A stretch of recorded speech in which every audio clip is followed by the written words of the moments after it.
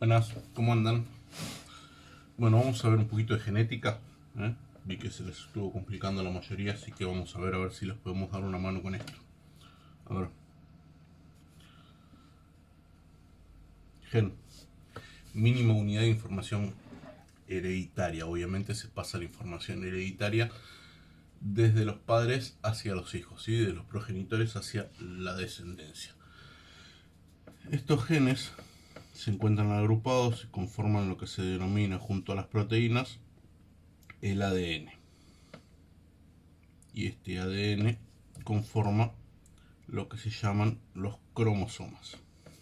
Los cromosomas son cuerpos filamentosos que contienen el material hereditario de todo ser vivo, ¿verdad? Estos cromosomas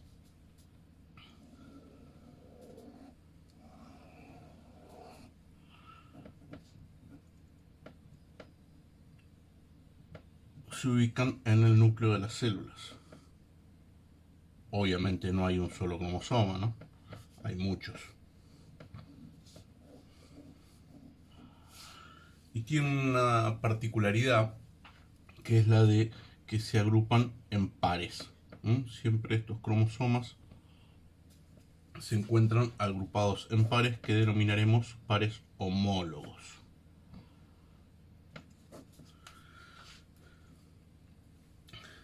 Estos cromosomas homólogos tienen la particularidad de cumplir en forma conjunta determinadas funciones, ¿sí? Todo lo que nosotros vemos a simple vista en un ser vivo, en un organismo, está determinado por esto, por los genes, y a su vez por el conjunto de genes, obviamente por los cromosomas, y a su vez por todos los cromosomas, no por este par. Pero este par en particular tiene las características, ¿sí? Los homólogos siempre son de a pares, no es que ese, ¿sí? Siempre se agrupan de a pares. Y bueno, estos pares los denominaremos homólogos y tienen la característica y la particularidad de en forma conjunta cumplir con determinadas funciones. A su vez, nos vamos a centrar ahora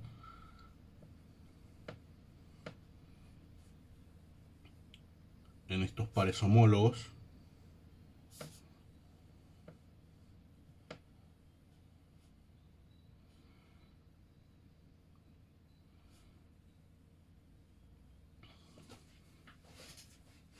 A su vez, los genes de estos pares homólogos también se caracterizan por exactamente lo mismo, ¿sí? Por cumplir las mismas funciones, ¿sí? Uno con el otro. ¿Y a qué nos referimos con uno con el otro? Los genes que se encuentran ubicados en el mismo lugar, es decir, este, por ejemplo, con este, se encuentran ubicados en el mismo lugar de los cromosomas homólogos, se encargan de cumplir la misma función. A esos genes se los llama alelos. Y los denominaremos alelos no solo porque se encuentran en la misma función, en la misma ubicación y cumplen la misma función, sino que pueden tener diferentes alternativas para un mismo gen. ¿Qué quiere decir esto? Estos genes que se encuentran ubicados en el mismo sitio los reconoceremos como el mismo gen, obviamente un cromosoma diferente, pero el mismo gen. Y los alelos representan a las diferentes alternativas. ¿Qué quiere decir esto? Dijimos que estos dos genes, o estos dos alelos, cumplen la misma función. Sin embargo, el efecto que provoquen puede llegar a ser diferente. ¿Qué quiere decir esto? Vamos a dar un ejemplo y lo vamos a dar con otro par de alelos, ¿sí? Pueden ser estos dos.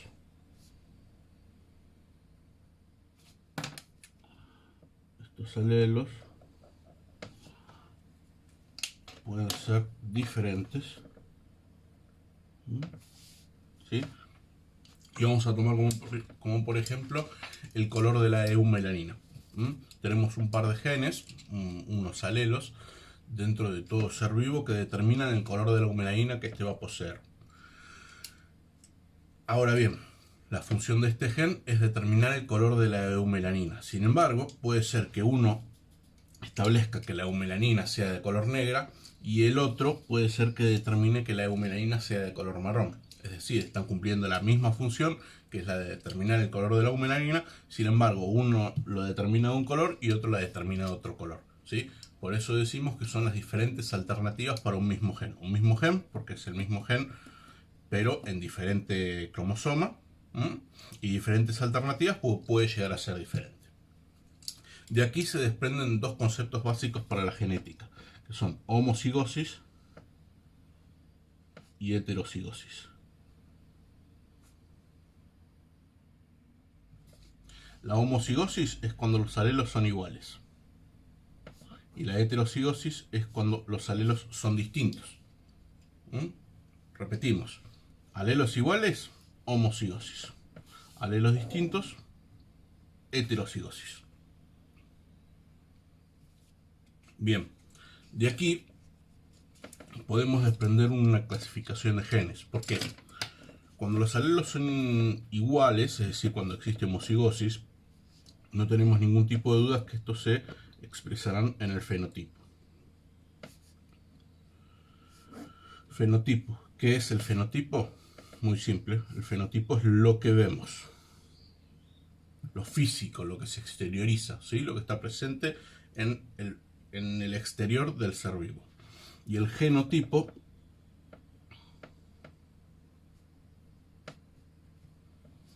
¿qué es el genotipo? Bueno, es lo que vemos y lo que no vemos, ¿no? Porque lo que vemos también es parte de la información genética. Todo lo que vemos parte de la información genética y hay cosas que no se ven que también forman parte de la información genética, ¿sí? Entonces lo que vemos más lo que no vemos. Esto es en palabras informales, ¿sí? Sepan que el genotipo es la totalidad de la información hereditaria que posee un ser vivo y el fenotipo es la información que logra expresarse a simple vista. Ahora bien, retornando a lo de homocigosis y heterocigosis, decíamos que cuando los alelos son iguales, es decir, cuando existe homocigosis, este gen logrará expresarse en el fenotipo. Sin embargo, cuando existe heterocigosis, esta conclusión no va a ser tan repentina ni tan sencilla, ¿no? Tendremos que encontrar una explicación a ver cuál de estos dos genes se va a expresar. Volviendo a nuestro ejemplo, teníamos la eumenarina negra y la eumenarina de color marrón. Bueno, hay un gen de un color y un gen del otro color. ¿Cuál es el que se va a expresar? Bueno, esto va a depender de la dominancia.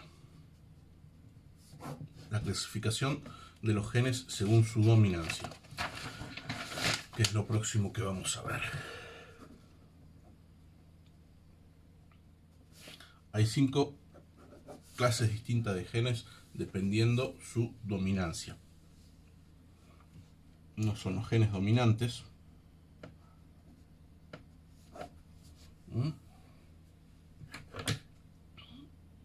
Vamos a dibujar acá simplemente los alelos. Tengan en cuenta que aquí estaría todo el cromosoma, pero por una cuestión de practicidad. El gen dominante va a ser cuando los alelos son distintos, es decir, cuando existe heterocigosis, el dominante va a ser el que logre expresarse.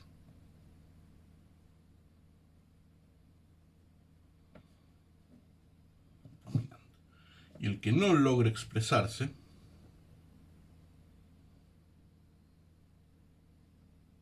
es el recesivo.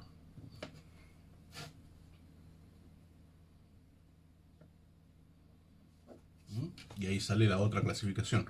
Dominantes, recesivos. Dominantes es el gen que se expresará en el fenotipo al encontrarse en heterocigosis, y recesivos será el que no logra expresarse. Obviamente, para poder expresarse en el fenotipo, los genes recesivos deberán encontrarse en homocigosis, es decir, los dos alelos deberán ser iguales. Volviendo a nuestro ejemplo de la eumenarina negra y la eumenarina marrón, como todos ya saben, la eumenarina negra es dominante respecto a la eumenarina marrón, por lo cual el gen dominante será la eumenarina negra y el marrón será el gen recesivo, ¿sí? Que deberá encontrarse en homocigosis para expresarse. Los otros 3 tipos de genes son semidominante, codominante y aditivo.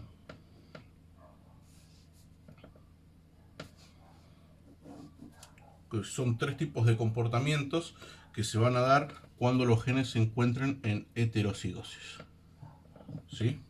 Es decir, cuando los genes sean distintos.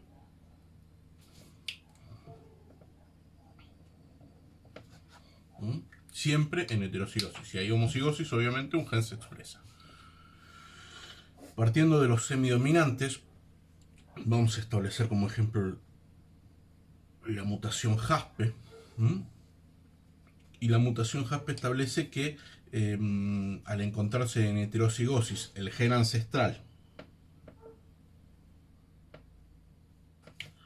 y el gen mutado,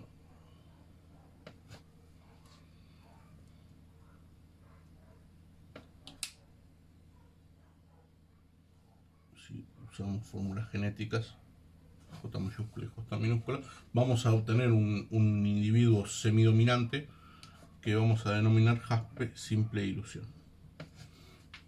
En caso de encontrarnos con un individuo homocigoto para el gen ancestral, vamos a tener obviamente un canario clásico. Si nos encontramos con un individuo homocigoto respecto al gen JASPE, nos vamos a encontrar con un JASPE doble dilución. Ahora, cuando estos genes se encuentran en heterocigosis, es decir, 1 y 1, vamos a obtener un nuevo fenotipo que siempre tiene la particularidad de estar en el centro entre estos dos, ¿sí? Que vamos a denominar JASPE simple dilución. ¿Qué diferencia hay entre el semidominante y el codominante? Que es una de las preguntas que les hicimos, ¿sí? Aquí siempre obtendremos un individuo intermedio, pero el fenotipo, ¿sí? El JASPE simple dilución es totalmente diferente a un clásico y a un doble dilución, no tiene ninguna característica en común, más que las características comunes de cualquier canario, como el diseño central y demás, ¿no? Pero a lo que nos referimos es que las tonalidades son totalmente diferentes y no se ve nada similar de un fenotipo al otro. ¿Qué pasa con los codominantes? En los codominantes también nos vamos a encontrar con heterocigosis, ¿sí? Vamos a usar como ejemplo los canarios overos, y nos vamos a encontrar con un gen ancestral y un gen que representa al factor enzimático, es decir, el factor enzimático es la mutación que inhibe en forma parcial la melanina de los canarios, se comporta en forma codominante respecto al gen ancestral. ¿Qué diferencia hay entre semidominante y codominante? En semidominante obteníamos un nuevo fenotipo totalmente diferente a los otros dos. Aquí, por el contrario, vamos a tener un fenotipo que contiene y muestra en forma parcial ambos fenotipos. ¿Qué quiere decir esto? Si nosotros hubiéramos tenido un heterocigoto, que sería un canario ancestral, un canario melánico, un homocigoto, ¿sí? Un canario melánico, sería un canario melánico, ¿sí? Con su diseñito, sus colitas, sus patitas. Si hubiéramos tenido un homocigoto del factor enzimático, obtendríamos un canario lipocrómico, canario amarillo, o bueno, según el fondo, el color que sea, ¿no? En caso de encontrarse en heterocigosis, vamos a obtener un canario overo, es decir, que en su fenotipo vamos a ver ambos dos fenotipos. Vamos a ver en forma parcial manchas melánicas y en forma parcial manchas lipocrómicas, ¿sí? Por eso decimos que en el nuevo fenotipo veremos ambos fenotipos en forma parcial. Y finalmente nos encontraremos con los genes aditivos, que están relacionados con los genes selectivos, ¿sí? Con la selección. Son todos aquellos genes que se van acumulando, se van seleccionando y que no van a tener una descendencia preestablecida. No es que vamos a poder poner que vamos a tener un gen recesivo y uno dominante y se va a expresar el dominante. No, aquí los genes se comportan de tal forma que el resultado que obtendremos es bastante incierto. Siempre se utiliza como ejemplo los canarios rojos y amarillos, ¿sí? El rojo y el amarillo son genes aditivos entre sí y al encontrarse en heterocigosis podremos obtener como resultado un canario naranja, no sé, este es el rojo y este es el amarillo. Podremos obtener como resultado un canario naranja que se encuentre exactamente en el medio, o podrá ocurrir también que parezca un canario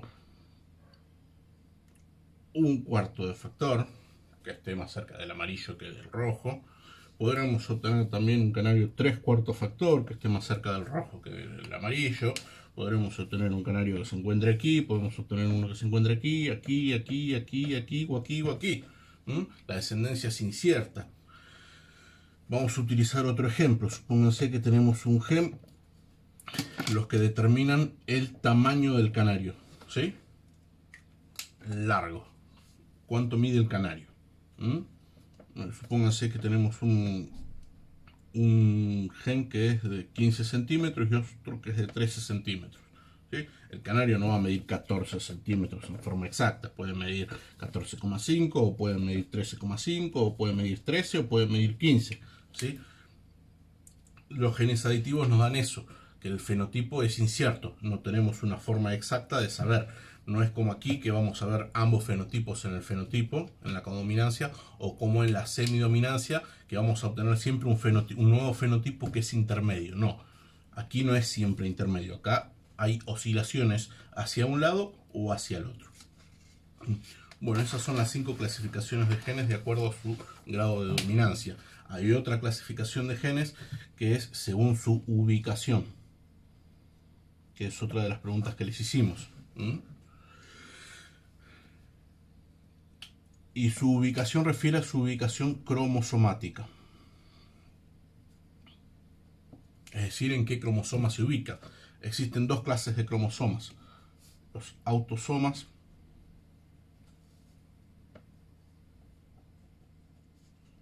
y los cromosomas sexuales.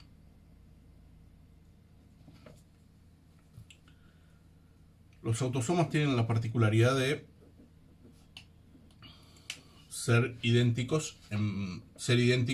¿Se acuerdan que habíamos hablado que se agrupaban de a pares, que se denominan homólogos? Bueno, se caracterizan por ser idénticos los homólogos y se caracterizan por ser idénticos tanto en macho como en hembra. Sin embargo, los cromosomas sexuales tienen una diferenciación, es que en el macho son distintos que en la hembra. El macho va a tener un par de cromosomas que denominaremos XX o ZZ, como prefieran. Mayormente el XX se utiliza para mamíferos, pero bueno, para lo que estamos utilizando nosotros es útil. Y en las hembras vamos a encontrar un cromosoma del par diferente. En la hembra vamos a usar XY o ZW, como ustedes prefieran. Pero hay un cromosoma aquí dentro del par homólogo que se encuentra atrofiado. Este es idéntico a estos, pero este no lo es, ¿sí? Se encuentra atrofiado y tiene la característica de no transmitir información, o si lo hace no lo sabemos. La única información que transmite este es el sexo. Pero todos los genes que habíamos hablado que se encontraban en los cromosomas y que determinaban cierta información, aquí no están. Están los genes que determinan el sexo simplemente. Bueno, esta es la clasificación de genes según su ubicación cromosomática, y obviamente van a ser mutaciones o genes autosómicos,